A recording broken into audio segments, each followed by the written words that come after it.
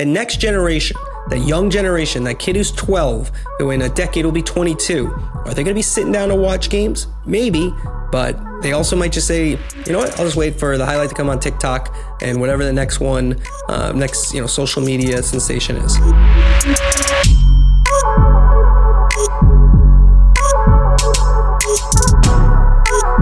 No Free Lunch is presented by T. Rowe Price. The information provided on this podcast is for informational purposes only and should not be considered financial or legal advice. Always consult with a qualified financial and or legal professionals before making any legal or financial decisions or investments. I'm Ndamukong Suh, and welcome to No Free Lunch, where we talk to experts and athletes about how the most successful people in sports manage their money and grow their wealth. Today on the show, a lot of money changes hands in the sports world, and media rights deals are a huge part of that. And lately, there have been a lot of these deals popping off between the leagues and different media organizations, and specifically a big one between the NFL and ESPN. So I want to know, what do these deals say about the current state of media? What kind of money do players receive from these deals? And how are streamers changing the game? To help us break it down, I invited Andrew Marchand to the show. He's a sports media columnist for The Athletic, and he's been writing about this quite a bit. So let's get into it right here on No Free Lunch. Andrew, welcome to the show, boss. How are you? I'm good. Thanks for having me on.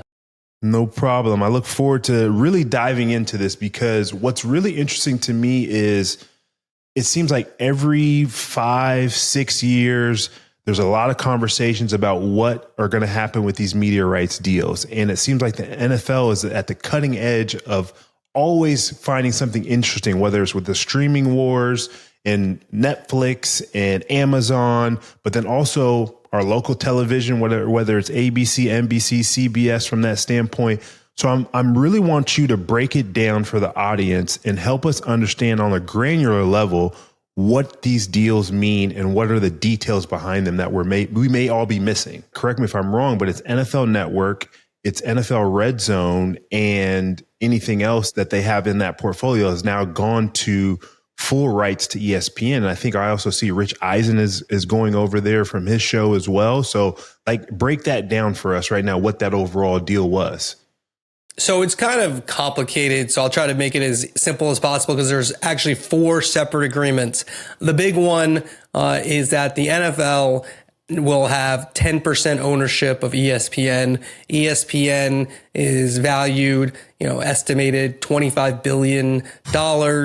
So that's $2.5 billion for the owners and the players. It still has to go through the regulatory screening. And so, that's obviously always a little bit dicey. So it's not going to start all of it till next year or 2027. But they are going to have Red Zone as part of ESPN. They're going direct to consumer, which means you do not have to have a cable or satellite or YouTube or anything. You can just get ESPN for $30 a month.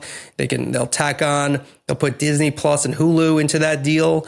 So that's pretty good value. But you don't get all of the NFL.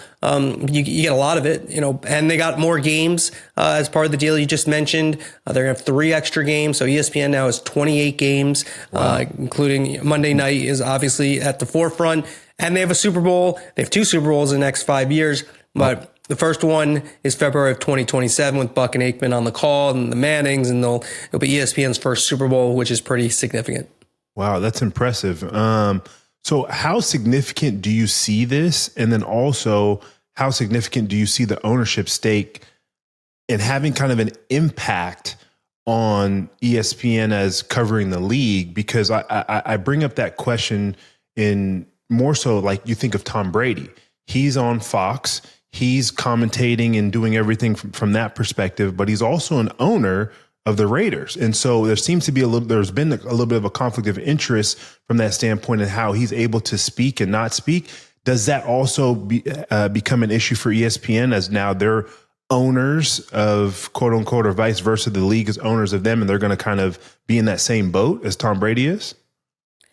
Yeah. So what I would say is I think that the networks that have agreements with the leagues for billions and billions of dollars, they're already somewhat compromised. I mean, people who work there could say they're not, but at the end of the day, the most important programming that CBS, NBC, ESPN has are the NFL games. So the idea that now the owners have, yeah, exactly. So I'm not like ESPN. I think ESPN kind of gets a raw deal here because if you look at the other networks, none of them really do any investigative journalism. ESPN does it. I do think there's a limit to how far they can go. Are they going to try to, tear down the league? I don't think they're going to go there, but that's normal business. So the 10%, yes, it's in an ideal world, of course, they don't have a 10% stake in a network that's, still, whatever you think it is, diminished somewhat, but still the leader in sports media is ESPN. And so that's not great. But do I think it really impacts too much? I don't personally think it does because I just think there's already they already have that relationship with the league. And so I don't think it's that different. And then on the Brady side of things, again, in an ideal world, of course, he's not an owner / the number one analyst on Fox. But I think what's sort of misunderstood about the game analyst role, you're not there to necessarily criticize. Yes, you have to be critical and you have to tell me why something happened, but you're really there to analyze, to give us a little bit deeper understanding. And, when you're watching all 22 live, I think anybody who played, who has any clue, knows that it's hard to know exactly why. Like an interception happens. It might have been the receiver ran the wrong route. Could have been a bad pass. Could have been pressure. There's a lot of things going on. And obviously the analyst's job is to tell you right away and dissect it. But post game, the coaches, and they use it as an excuse in some regards, but they want to look at the all 22 to figure out what happened on each play before they assign blame. So I just think that, yes, ideal world, we'd have none of this. We don't live in an ideal world. Fox wanted Brady, $375 million, considered the greatest quarterback of all time, maybe greatest player of all time. They wanted him on their team. They spent a lot of money. He wants to be an owner. And so those two things have to coexist if that's what Brady wants. I think in the media world, when it comes to sports, everybody wants to have this hard stance of you're on one side or the other versus just saying, here are the facts, and this is what we assume should have happened, because we had no clue what happened on that play and what was actually called until a coach or a player can address it because they were actually within that decision-making process. So let's talk about it. Let's transition a little bit from a standpoint of understanding the media rights from a player's perspective. What do you think this deal with ESPN and NFL has done to a positive perspective for the CBA for players or a negative perspective for the CBA players? And the PA right now is in, frankly, disarray. They don't even have a leader from that standpoint to even have these conversations, to even look at the details of what's going on. So how do you feel this is a good thing or a bad thing from a player compensation perspective? I think it's a good thing for the players. I mean, you're adding $2.5 billion, estimated of value. I think part of the reason it was so complicated is because the players and the salary cap and how you're going to divvy this up so the players get their share. That made it very hard to come to and to get everything on point. A lot of lawyers. There's like 1 million lawyers on this thing, and so. But ultimately, I mean, for the NFL, what they gave up, the NFL always has the leverage because they have the most important programming on TV. Last year, I think it was 72 out of 100. Some years it's been 90 out of 100 in terms of the top rated Nielsen shows have been NFL games. We know what the Super Bowl, it's by far the biggest draw in TV. And so they always have the advantage. So for them just to say, hey, we're going to take a 10%, stake in ESPN, that's great for the players. And I think long term, it's good because ESPN is very valuable. And I also think when you look at it, everyone's pointing to streaming and sports are going to go, Amazon has a big deal on Thursday nights. They're going to add the NBA come, this fall and have conference finals every other year. So that's going to be a big deal for Amazon. You got Netflix getting involved, YouTube.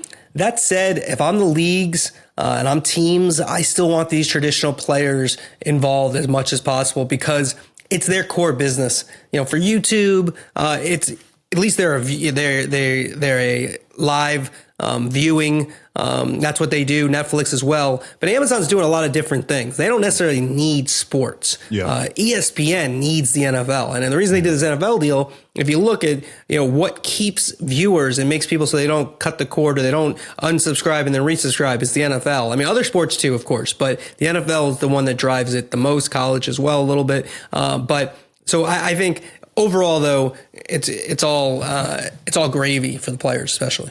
No, that's great. And when you look at it, I definitely agree with that it's obviously positive ROI for not only the NFL owners, but then that trickles down to the players, and hopefully their salary cap continues to grow and get larger and larger and larger over the years.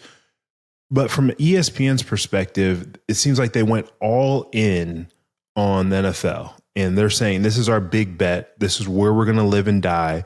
And ultimately, we really have this massive engine that's going to help us hopefully expand and grow. But one thing that they did let go of from a sporting perspective is UFC. And was that strategic from knowing they've got this deal done? They said, hey, we're going to put all our eggs in this one basket versus being able to kind of have both our cake and eat it. And they're saying, no, we're okay. We're just going to let UFC go because they've had them since 2019. That one is completely CBS, Paramount with their new ownership, David Ellison coming in and making a bid that was way higher than anybody else and was very good for UFC and their fans. $1.1 billion is more than double what ESPN was paying. I think if Paramount doesn't come in, it probably goes to 2, maybe 3 rights holders, and you have ESPN, Netflix, Amazon, maybe some others involved, and they divvy it up. Instead, Ellison comes in, makes a huge statement, wants to spend on certain properties. And again, that's a great number. And then if you're a UFC fan, it's good for you because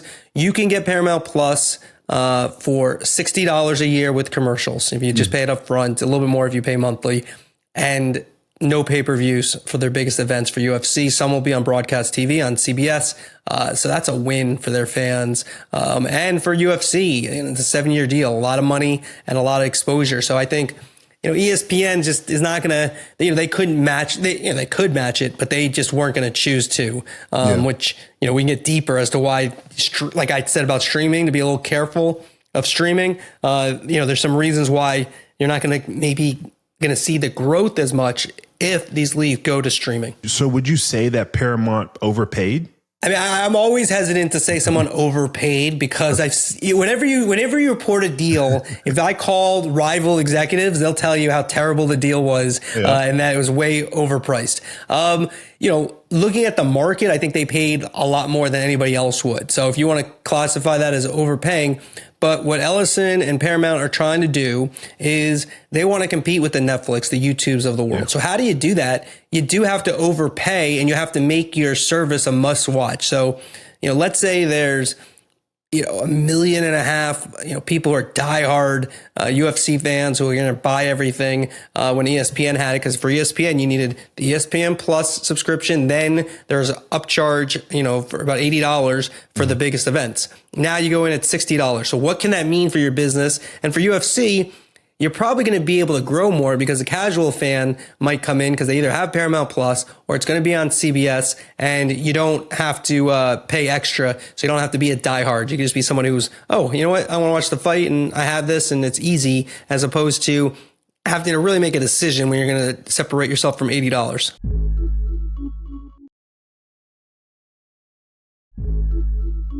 We talk about UFC. If I'm not mistaken, and I think you wrote about this recently about the media rights with regard to the MLB, what does that look like for the MLB and the several different media companies that are obviously out there from, again, we've talked about Netflix, ESPN, NBC, Apple from that perspective. Like there's a whole host of new broadcast packages. What does that look like for MLB right now? Well, MLB is in a tricky spot. So they're going to have all of their deals up after the 2028 season. Mm-hmm. And so that means Fox with the World Series, TNT Sports, which has, TBS, which has the Elite Championship Series. So those are the two biggest packages. Mm-hmm. Right now, ESPN opted out of their deal. Their deal called for them to pay $550 million each year on average for the next 3 seasons. Mm-hmm. They've got regular season baseball, Sunday night baseball, the home run derby, and then 8 to 12 playoff games, depending if they win 2 or 3 games each series. So they're way overpaying ESPN for that package. No real great postseason, not the championship or the semis. And so they opted out. So now baseball's trying to make up that $550 million. They're unlikely to do that. And so they're going to have to spread it out. So what it's come down to is, we talked about Netflix. Netflix looks like the leader for the home run derby. ESPN it looks like it's still going to be involved, probably a midweek package. And there's a caveat with them. They're trying to also get MLB.TV, which is your out-of-market games. And that's going to be worth a lot because that's a very popular product, meaning that if I'm in New York and I'm a Dodger fan and I want to watch all the Dodger games, or at least most of them, I can get it on MLB.TV. All right, so then that's one package. Then lastly, on Sunday night, it's coming down to NBC or Apple. Now, Apple already has Friday Night Baseball doubleheaders exclusive. They don't release numbers. Very unpopular, as far as I can tell. I've heard some numbers internally, haven't reported any, so I'm not going to say what I've heard, but not great from what I understand. And then you got NBC, where you talk about the distribution thing. You get some games on NBC. You have Sunday Night Football. This year, they're starting Sunday Night Basketball after football. You could roll into Sunday Night Baseball. You'd have to put some games on Peacock as well. So that does seem better to get that distribution, get NBC involved long term. So that's where it stands. A little complicated. I think baseball really, they're thriving in a lot of ways. Attendance is good. It's more popular than they get credit for, in my opinion. Ratings have been good. But their TV deal and their media landscape right now is kind of messed up. It's very confusing for the fan and not great. Like, as opposed to what we talked about UFC with the Paramount deal, that's great for the fans. And you want less places that you need to go. You want to make it easy for people, because you make it hard for people to find their sports. Eventually they'll say, you know what? It's not that important to me. Yeah, that's interesting though. I want to dig a little bit more into the opting out piece, but before we get there, Apple and their ratings, I mean, everybody, it seems like, has an iPhone. How are their ratings so considered? And I know you're not going to share numbers, but how would they seem that they're poor when they could just push a notification, if I'm not mistaken, and say, hey, look on your phone, get this access in like Apple TV, like all these different resources. Everybody's kind of really funneled through that device. Have they missed the boat on being able to control things as Apple, as a hardware organization?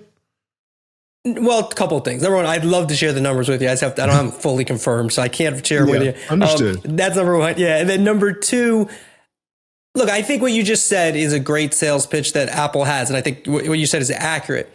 I think one issue is, I don't really understand what their sports strategy is. Like, go get the NFL. They talked about Sunday Ticket and ended up going to YouTube. Mm-hmm. They haven't gotten any games. Amazon has games. Netflix has Christmas games. YouTube's getting in. Where's Apple? No NFL. Yeah. The college, they bid on the Pac-12 before the Pac-12 disbanded. They could have kept that conference together. They made an offer for $23 million per team in our university instead of 30, which would have got the deal done most likely. Mm-hmm. So I don't know what Apple is doing. And I would say, I'm a big soccer guy. I love soccer. Okay. MLS, you get notification. I don't have their package, but you get notifications that this MLS game is going. You're doing something else. You know what I mean? Like right now I get off and they notify me. Okay, yes, they can reach me. Yeah. But the thing about, you talk competition for your podcast, for anything. It's not like, oh, there's another podcast from, doing these business issues and, former big name football player. If there was one, that's not your competition. Your competition is everything. Yeah. Your competition is TikTok. It's this, it's his Facebook, it's everything. It's Instagram, Reels. So that's what you're competing against. And I think that's also a problem. Like, I think the things that work on streaming, just pure streaming games, have only really been the big events. Like the NBA on Amazon, the first year or two, regular season is not going to do well, I don't think, because this is not second nature. Now, over time, 11-year deal, people might get there. Maybe it does. But there's less discovery. Back in the day, you turn in the channel, it's easy to discover things. Now, yes, they discover you. They can tell you about it. But those notifications, I don't know. They don't necessarily lead someplace. Yeah, obviously, it probably, they can hit 8 trillion people. Like almost literally when I say that, whatever, 8 billion people, whatever they can reach. But to get me to just stop what I'm doing, you better be telling me there's a, and the other issue, and this is the bigger issue too, is that you get those notifications and they have the greatest player of all time, Lionel Messi, playing in Miami. Yeah. When I was a kid, let me tell you about a young, when I was a kid, if you wanted to watch Michael Jordan, you had to watch NBC at 1 o'clock live. If you missed that, maybe your local highlights, but there's no DVR. You got to go to the bathroom when the 3-minute highlights are coming. You better not go to the bathroom then. Didn't miss that? Go to Sports Center. Those are the 3 ways. Now, Messi makes a great play. Notification. I just go on Twitter. I'm going to see it 10 different ways. People are going to put music to it, and I don't have to watch that game. And if you ask me the biggest threat to these leagues for the long term, it's that in terms of they've made a lot of their money, if not the majority of their money, from televised games. And they're still there, especially the NFL. And you see the ratings, even baseball, they're all still there. But the next generation, the young generation, that kid who's 12, who in a decade will be 22, are they going to be sitting down to watch games? Maybe, but they also might just say, you know what, I'll just wait for the highlight to come on TikTok and whatever the next one, social media sensation is. No, that is very much so key, just to understand, we don't really let our kids watch a lot of TV, but it's not like they'll see sports on and they'll enjoy it because that's what I like to watch and spend time with dad and mom and whatnot. But they want to be straight to YouTube and they have their specific piece. You got to start it here and this is where we want it, blah, blah, blah, and kind of going from there. But it is interesting how it's shifting and how these deals are also changing not only the current state of media, but what does that current state of media become? And is there a bigger story around this and a bigger takeaway that we should be actually listening to and understanding, having these conversations with you about what these media rights look like in the future? Yeah, I think that's why ESPN has their new direct-to-consumer. They're going to have a TikTok Lite thing where you could flip through. They're the biggest sports brand on TikTok right now. They're going to try to, I think they'll still have their TikTok, but they'll bring that in-house. So you just go to the ESPN app and then get lost there and waste your day. And watch all the highlights. I think that the way people consume, attention spans, the ability to just catch up quite easily and not actually have to watch the games, I think that's something that now. What they're going to do, they're leaning more into gambling. That's what they're trying to do. They're going to try to get you more hooked on gambling. Fantasy is obviously a big deal. Yeah. People still love their teams. There still is. Again, football has such an advantage because if you're a college fan, you got 12 regular season games. It's not as big a lift. You're a baseball fan, it's a big lift. There's 162 games. Now, you don't have to watch every game, but it's just a different way to watch. You'll watch highlights. And I think the mistake that baseball's really made is that they've made it difficult to find the game. There are days where the Yankees are on Amazon one day, Yes Network, which is the regional sports network, another day, Fox Sports another day, TBS another day, ESPN another day, Apple another day, Roku another day. It's eventually you say, well, again, it's pretty easily accessible. You could Google AI, whatever you want to do, but you make it hard for people. I always say this about simplicity, load management. Simplicity. But I tell you about load management. If you have load management and you tell us this regular season game is not important, it's not important enough for this star player to play in this game, and you want $150, $200 for me to pay a ticket. You're telling me it's not that important. So I'm going to believe you. I'll wait till the playoffs when you're telling me it's important. And again, that hasn't really happened fully yet, but it is distant. But a couple of years ago, last year, I went to see Wembanyama, and he was hurt. He was more legitimately hurt, but tickets weren't cheap in Dallas, and he wasn't there. I texted one of my people I know at the NBA. I go, you owe me some money.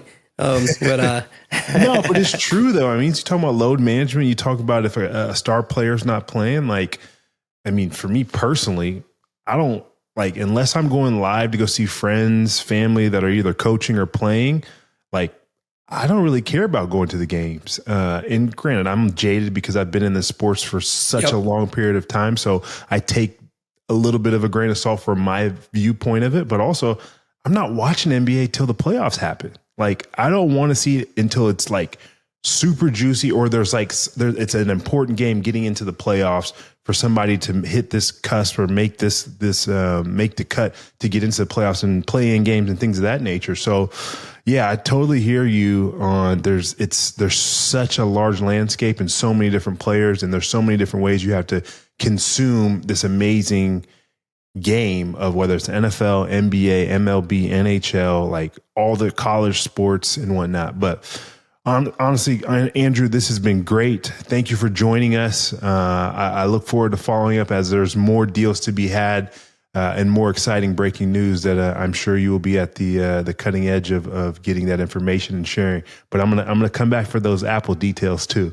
All right, my pleasure, man. I appreciate you having me. All right, man. Thank you.